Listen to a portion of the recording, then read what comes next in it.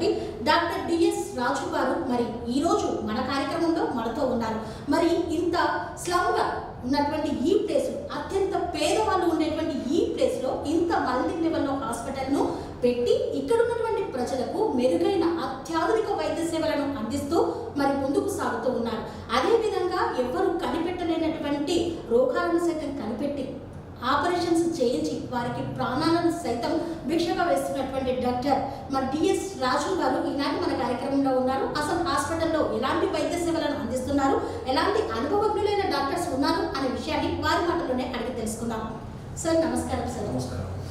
Sir Dammaiguda municipality ఈ ప్రాంతంలో ఇంత పెద్ద లెవెల్లో మల్టీ లెవెల్ హాస్పిటల్ పెట్టాలని మీకు ఎలా అనిపించింది సార్? ఈ ఆలోచన ఎలా వచ్చింది సార్? యాజ్ అ డాక్టర్ నేను కంప్లీట్ అయినాక నా ఎంబీబీఎస్ ఎండి ఫ్రమ్ ఉస్మానియా తర్వాత నాకు ఈ ప్లేస్లో ఇక్కడున్న జనాభా కానీ ఇక్కడున్న హాస్పిటల్ రిలేటెడ్ ఎన్ని హాస్పిటల్స్ ఉన్నాయి అవన్నీ చూసినాక ఇక్కడ ప్రజలకు సేవ చేద్దామని దగ్గరలో ఉన్న వారికి యూస్ఫుల్ అవుతుంది హాస్పిటల్ అని ఒక ఆలోచనతో ఇది స్టార్ట్ చేయడం జరిగింది. ఇది 2019లో స్టార్ట్ చేసినాము. ఆల్రెడీ ఆల్మోస్ట్ 8 years కంప్లీట్ కావడానికి వస్తుంది ఇప్పుడు. So we are successfully running this hospital since 8 years. As a team, నేను doctor SDS Raju, main CEO cum doctor నేను missus and doctor Pragati is MD gynaecologist. We're both main doctors in this hospital and running this hospital successfully since 8 years. Multi level hospital అంటే ఫీజులు ఎక్కువగా ఉంటాయి, లక్షల్లో డబ్బులు కట్టాలి అనేటువంటి ఆలోచన ఉంటుంది. మరి అలాంటి ప్లేస్లో అసలు కూడా దినసరి పనులు చేసుకొని చిన్న చిన్న జీతాలతో ఉన్నవారు, మరి వారందరికీ ఇక్కడ ఎలా దొరుకుతుంది సార్ ఈ సేవ? అందుకోసమే మేము బాగా ఎక్స్పెన్సివ్గా కాకుండా అందరికీ అందుబాటులో ఉండే కాస్ట్ కానీ కన్సల్టేషన్ కానీ టెస్ట్లు కానీ ఇవన్నీ చాలా తక్కువ రేట్లో మేము ఇక్కడ పెట్టాము. లైక్ మీరు ఎక్కడైనా ప్రైవేట్ పెద్ద హాస్పిటల్కి వెళ్తే కన్సల్టేషన్ ఛార్జెస్ మోర్ దెన్ 1000 అట్లుంటాయి. మనం తక్కువ రేట్లో ఇక్కడ కన్సల్టేషన్ పెట్టి వీళ్ళందరికీ అందుబాటులో ఉండి మాలాంటి ఎక్స్పీరియన్స్ డాక్టర్స్ అంటే లో కాస్ట్ మేము ఇక్కడ అందించడం జరుగుతుంది. ఓన్లీ మేము కమర్షియల్ కాకుండా డబ్బు రిలేటెడ్ కాకుండా ప్రజల సేవ అనేది మాకు చాలా ఇంపార్టెంట్ అండ్ ఇంట్రెస్ట్ కూడా. చాలా క్యాంపులు పెట్టాము ఇక్కడ, 450 ఫ్రీ క్యాంప్స్ పెట్టాము ఈ ఏరియాలో. మెయిన్గా మాది సొసైటీకి ఏం మేము ఇవ్వగలుగుతాం రిటర్న్ బ్యాక్, మాకు సొసైటీకి ఇచ్చింది మేము ఎంత ఇవ్వగలుగుతాం అనేది మేము ఎప్పుడు ఆలోచించి దాన్ని బట్టి మేము ట్రీట్మెంట్ ఇవ్వడం జరుగుతుంది అంటే లో కాస్ట్. ఈ హాస్పిటల్లో ఎలాంటి ఫెసిలిటీస్ ఉన్నాయి సార్? ఇక్కడ it is a multi speciality hospital. ఇక్కడ అన్ని సౌకర్యాలు ఉన్నాయి. టోటల్ 50 డాక్టర్స్ వరకు కన్సల్టెంట్స్ ఉన్నారు. అందులో 10 doctors are available 24/7 including myself and doctor Pragati. Labs ఉన్నాయి, ఫార్మసీ ఉన్నాయి, ఇన్వెస్టిగేషన్స్, ఎవ్రీథింగ్ ఇన్ వన్ రూఫ్లో ఈ హాస్పిటల్లో నేను అరేంజ్ చేసినాను. We have made it. మంచి లామినార్ ఫ్లో ఓటీ ఉంది, ఇన్వెస్టిగేషన్స్ వైజ్ మంచి అప్గ్రేడెడ్ ల్యాబ్స్ ఉన్నాయి.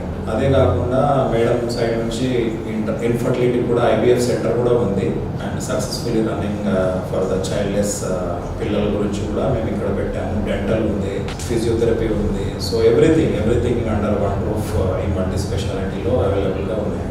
8 సంవత్సరాలుగా సక్సెస్ఫుల్గా హాస్పిటల్ని రన్ చేస్తున్నారు.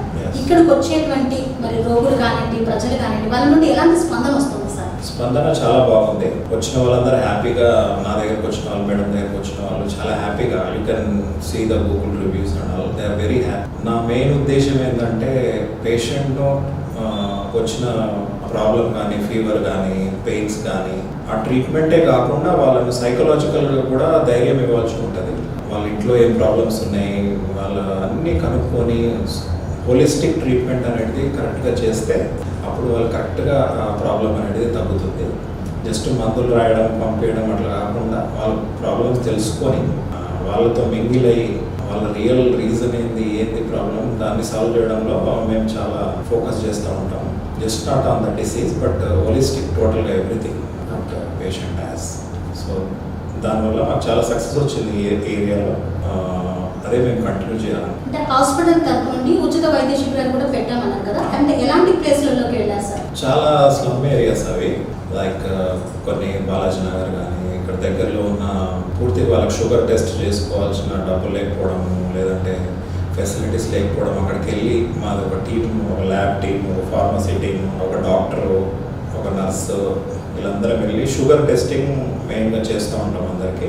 సో చాలా మందికి షుగరు వాళ్ళకు ఉందని కూడా తెలియదు. అక్కడ టెస్టింగ్లో బయటపడి వాళ్ళు దానికి జాగ్రత్తలు తీసుకొని చాలామంది హెల్తీగా ఇప్పుడు ఉంటున్నారు. సో అన్ని టెస్టులు, బీపీ కానీ అన్ని టెస్టులు చేసి ఫ్రీగా మేము సౌకర్యాలు ఇచ్చి వాళ్ళకు ఇంటి దగ్గరికే వెళ్ళి అన్ని సౌకర్యాలు వాళ్ళకు హాస్పిటల్లో ఉండే సౌకర్యాలు, టెస్టులన్నీ మేము చేసి వాళ్ళకు తొందరగా సొసైటీకి మేము ఇచ్చే రిటర్న్ బ్యాక్ ఏదైతే అంటున్నామో సో అది మేము ఈ క్యాంపుల ద్వారా సక్సెస్ఫుల్గా చేయగలుగుతున్నాం. ఈ మధ్య హాస్పిటల్లో అత్యాధునిక వైద్య పరీక్ష చేసి ఆపరేషన్ చేసి మరి సక్సెస్ఫుల్ అయ్యారని విన్నాం. అసలు ఏంటి సార్ అది మీరు కనిపెట్టింది ఏంటి, అసలు ఆ రోగి పరిస్థితి ఏంటి, ఆయన ఎలాంటి సిచ్యువేషన్లో మీ దగ్గరకు వచ్చారు? సో ఇది ఒక డిఫికల్ట్ కేసు. ఇది ఈ అబ్బాయి 18 years అబ్బాయి, చాలా రోజుల నుంచి ఆయన ఎన్నో హాస్పిటల్ తిరుగుతున్నాడు. 3 years నుంచి కడుపు నొప్పి, వామిటింగ్ అని తిరుగుతున్నారు. పెద్ద పెద్ద హాస్పిటల్కి వెళ్ళిండు, బంజారా హిల్స్ హాస్పిటల్స్, పెద్ద పెద్ద హాస్పిటల్స్, మోర్ దాన్ 100 beds హాస్పిటల్స్కి వెళ్ళిండు. ఎక్కడ అది డయాగ్నోస్ కాలేదు. ఆయన వాళ్ళు చూశారు కడుపు నొప్పి, ఈ యాసిడిటీ అని చెప్పి చాలా రోజులు ట్రీట్మెంట్ చేసి ఎండోస్కోపీ అని చేశారు. అయినా కానీ ఏం వాళ్ళకు దొరకలేదు. ఫైనల్గా వాళ్ళు వీడికి సైకాట్రీ ప్రాబ్లం ఉందని చెప్పి లాస్ట్ సైకాట్రిస్ట్ దగ్గర పంపించి లాస్ట్ స్టేజ్లో మన దగ్గరకు వచ్చాడు ఆయన.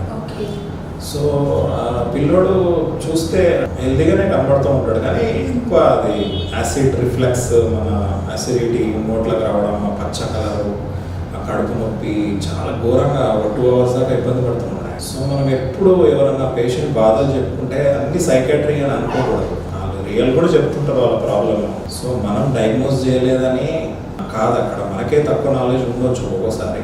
సో నేను ఎప్పుడైనా ఈ పేషెంట్ ఏదైనా వేగ్గా సిమ్టమ్స్ చెప్పడం అది చెప్తే సైకాట్రీ దగ్గర పంపించడం ఈజ్ ఎ సెకండరీ థింగ్.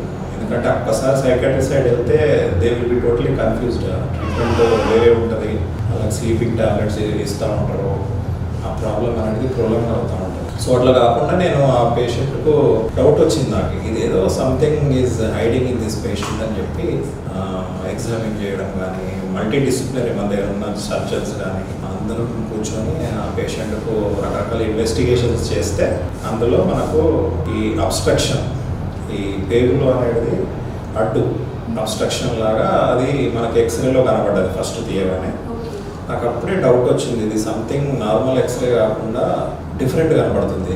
ఒక గ్యాస్ అనేది ఒక ఎక్స్రేలో అది లెఫ్ట్ సైడ్ ఉంది, అది గ్యాస్. మామూలుగా అయితే రైట్ లెఫ్ట్ అంతా గ్యాస్ ఉంటుంది స్టమక్లో.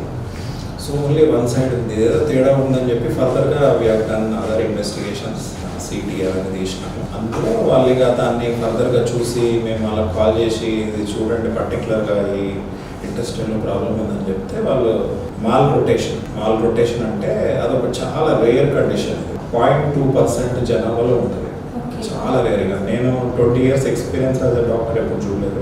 అయినా మాకు అట్లాంటి కండిషన్స్ డౌట్ఫుల్ ఉన్నప్పుడు ఇవన్నీ కూడా ఇన్వెస్టిగేషన్ చేసి చూస్తాము. చాలా రేర్, అది బుక్స్లో చదివినాయి మాకు చూసినాం అన్నట్టు. ఈ కండిషన్ ఎట్లా ఉంటుందంటే, మన తల్లి కడుపులో ఉన్నప్పుడు బేబీ ఆ బొడ్డు దగ్గర పేగు అటాచ్ అయి ఉంటుంది. సో అది యాజ్ బేబీ డెవలప్స్, ఆ పేగు అనేది రౌండ్గా తిరిగి 8 months 9 months డెలివరీ అయ్యే టైంలో ఆ పేగులు అడ్జస్ట్ అయ్యి కరెక్ట్ షేప్లో వస్తాయి.